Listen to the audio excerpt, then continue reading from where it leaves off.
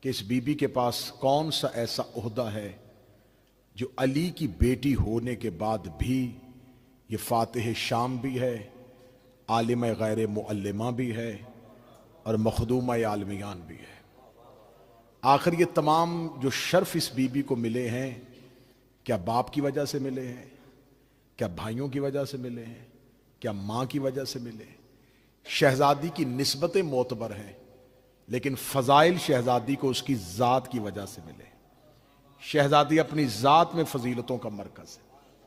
نوجوان نسل تھوڑی سی متوجہ رہے گی ممبر کی جانب۔ جب اللہ نے حضرت آدم کو زمین پہ اتارا تو یہ پہلا ہادی ہے جو انسانیت کی ہدایت کے لیے زمین پر اتارا گیا۔ پھر حضرت آدم سے نسل انسانیت کا آغاز ہو گیا۔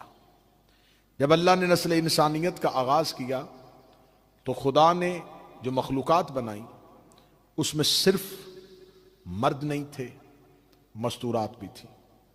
صرف مرد نہیں تھے، خواتین بھی تھی۔ صرف آدم کے بیٹے نہیں تھے، حوا کی بیٹیاں بھی تھیں۔ لیکن خدا نے حضرت آدم کے بعد سلسلہ ہدایت کو شروع کر دیا اور زمین پر ہادی اتارتا گیا، اور نسل آدم کو اس ہادی کے لیے، ہدایت کے لیے اس ہادی کا محتاج بناتا گیا۔ ایک ایک کر کے ہادی زمین پر اترتے گئے، لیکن خدا نے ہر دور میں جیسے جیسے نسل انسانیت پھیلتی جا رہی تھی، نسل انسانیت بڑھتی جا رہی تھی، خدا نے ہر دور کے مرد اور ہر دور کی عورت کو اس ہادی کا محتاج کیا۔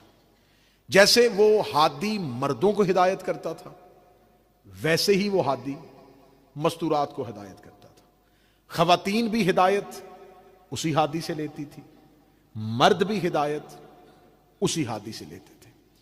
خدا نے یہ سلسلہ کم و بیش 1,24,000 پیغمبروں پہ آ کے نبوت کے لحاظ سے مکمل کیا۔ 1,24,000 کوئی کم تعداد نہیں ہوتی، یہ بہت زیادہ تعداد ہے۔ 1,24,000 پیغمبروں میں خدا نے ایک بھی ہادی مستورات میں نہیں چنا۔ خواتین میں سے کسی کو ہادی نہیں بنایا، خواتین میں سے کسی کو ہدایت کے لیے نہیں چنا کہ یہ اب ہدایت کرے۔ ہر دور کی خاتون کو، ہر دور کے مرد ہادی کا محتاج کیا۔ زمانہ ترقی پا گیا، انسانیت چاند کے سینے پہ قدم رکھ چکی ہے، انسان زمین کے علاوہ دوسرے سیاروں پہ زندگی بسر کرنے کے طریقے سوچ رہا ہے۔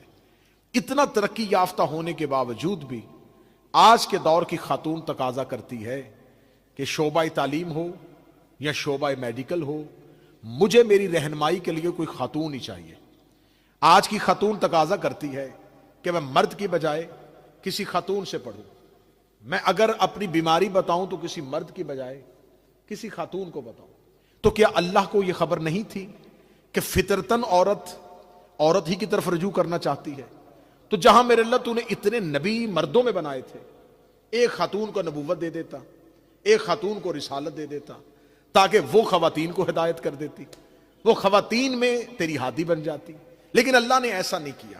کہ اللہ نے ایسا نہ کر کے عورت پہ ظلم کیا؟ نہیں، اللہ نے یہ کر کے عورت کو مزید عزت دی ہے، عورت کو معتبر کیا ہے۔ اب آپ مجھ پہ سوال کیجئے کہ اللہ نے عورتوں میں کسی کو نبی نہیں بنایا، رسول نہیں بنایا، پیغمبر نہیں بنایا، اور آپ کہہ رہے ہیں اللہ نے عورت پہ یہ کرم کیا ہے۔ جب اللہ نے مرد اور عورت کو خلق کیا تھا تو خدا نے مرد کی خلقت میں عقل کو پہلے رکھا، جذبات کو بعد میں رکھا۔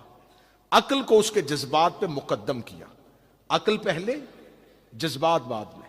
جب اللہ نے عورت کو خلق کیا تو جذبات پہلے رکھے، عقل کو بعد میں رکھا۔ ناقص العقل نہیں بنایا، لیکن اس کے جذبات کو اس کی عقل پہ مقدم کر دیا، مرد کے عقل کو اس کی جذبات پہ حاوی کر دیا۔ اب آپ یہ کہیں کہ یہ فرق جو تھا، یہ تفریق جو تھی، یہ امتیاز جو تھا، کیا یہ عورت پہ ظلم تھا؟ نہیں، ظلم نہیں تھا۔ نوجوانوں سر اٹھانا، اس لیے کہ قربانیاں عقل نہیں دیتی، جذبات دیتے ہیں۔ قربانی عقل نہیں دے گی، عشق دے گا، محبت دے گی۔ کیونکہ اگر عقل والوں کی، چلو میں ایک مثال دے دیتا ہوں، اگر آج بھی کسی عقل والے کے سامنے کربلا رکھی جائے گی تو وہ اسے نقصان تصور کرے گا، سامنے موت تھی کیوں گئے؟ لیکن جب عشق والوں کے سامنے کربلا آتی ہے تو پھر وہ نقصان نہیں تھا، وہ امتحان تھا۔ عقل والوں کو کہا جائے کہ آگ میں چھلانگ لگا دو تو وہ خودکشی سمجھیں گے۔ بے خطر کود پڑا آتش نمرود میں عشق، عقل تھی محو تماشا لب بام، عقل ابھی سوچ رہی تھی، عشق کود گیا۔ عقل گردن بیٹے کی چھری نہیں رکھتی، عشق رکھ دیتا ہے۔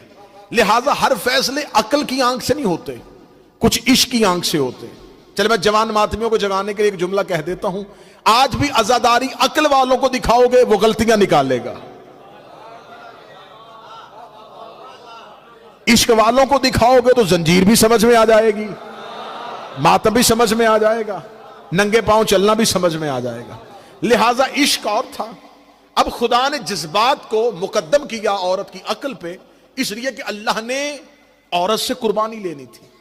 وہ بیٹی ہے تو اس نے قربانی دینی ہے، اسے سیکریفائز کرنا ہے، بیٹی ہو کے، بہن ہو کے قربانی، بیوی ہو کے قربانی، ماں ہو کے قربانی۔ اللہ نے جس مخلوق کو قربانی کے لیے چنا وہ مرد کی بجائے عورت تھی۔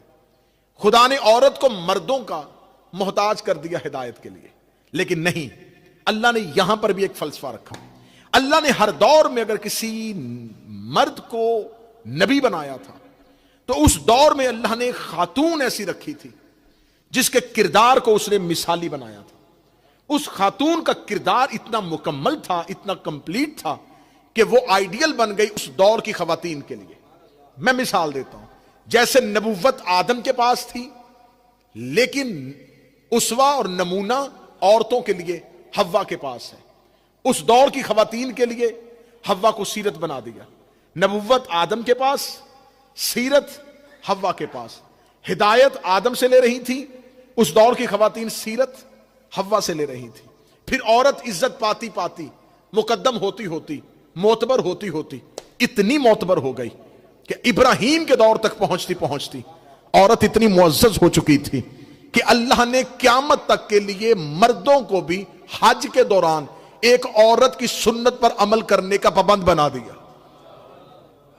آج بھی جو مرد بھی حج کرنے کے لیے جائے گا تو وہ صفا و مروہ پہ دوڑے گا، تو یہ ابراہیم کی سنت نہیں ہے، یہ ہاجرہ کی سنت ہے۔ جاؤ جا کے علماء اسلام کے سروں پہ قرآن رکھ کے پوچھو، یہ جو آپ صفا و مروہ پہ دوڑتے ہیں، یہ جو سعی کرتے ہیں، یہ کس لیے کرتے ہیں؟ کہتے ہیں یہاں پر حضرت ہاجرہ دوڑی تھی۔ تو سنت تو نبیوں کی ہوتی ہے، یہ حضرت ہاجرہ کی سنت پہ عمل کیوں ہو رہا ہے؟ کہتے نہیں، حضرت ہاجرہ کی سنت نہیں، سنت ابراہیم کی ہے۔ لیکن اللہ سنت ابراہیمی میں حضرت ہاجرہ کی یاد کو زندہ رکھنا چاہتا ہے۔ جب نبوت حضرت ابراہیم کے پاس تھی تو اللہ سنت ہاجرہ کو کیوں زندہ رکھ رہا ہے؟ اس لیے کہ جناب ہاجرہ نے قربانی دی تھی۔ ہم نے پوچھا کون سی قربانی دی تھی؟ انہوں نے کہا اس لیے کہ ان کا بیٹا اسماعیل پیاس میں تڑپ رہا تھا تو ماں بیٹے کے لیے پانی کی تلاش میں دوڑی تھی۔ ماں نے 2 پہاڑیوں کے درمیان چکر لگائے تھے، وہ چکروں کی تعداد 7 تھی۔ اللہ نے قیامت تک کے لیے مردوں کو کہہ دیا کہ جہاں جہاں حوا دوڑی تھی ان 2 پہاڑیوں کے درمیان تمہیں بھی دوڑنا پڑے گا۔ آسان قدموں سے چل کے نہیں جانا، تیز قدموں سے چلنا پڑے گا، دوڑنا پڑے گا۔ اے میرے اللہ، اے میرے پروردگار، یہ کیا سنت نبی کی ہوتی ہے؟ ابراہیم دوڑتے، ہم بھی دوڑتے، دوڑتی یہاں پر ہاجرہ تھی، تو نے ہم پر واجب کر دیا کہ تم بھی دوڑو۔ ہر ماں بیٹے کے لیے دوڑتی ہے، ماں تھی بیٹے کے عشق میں دوڑ گئی۔ فرمایا صرف ماں بن کے نہیں دوڑی، اور اسماعیل صرف بیٹا نہیں تھا، اسماعیل آنے والے دور کا نبی تھا۔ یہ حجت کی محبت میں دوڑی تھی، یہ حجت کی محبت میں دوڑی تھی، یہ حجت کے عشق میں دوڑی تھی۔ اب میں جملہ خطابت کا اپنے جوانوں کو ہدیہ کرنے لگا ہوں۔ اس کا مطلب ہے کہ با کردار عورت حجت کی محبت میں دوڑے تو خدا قیامت تک سنت بنا دیتا ہے، اور اگر کوئی عورت حجت سے لڑنے کے لیے دوڑے تو خدا لعنت بنا دیتا ہے۔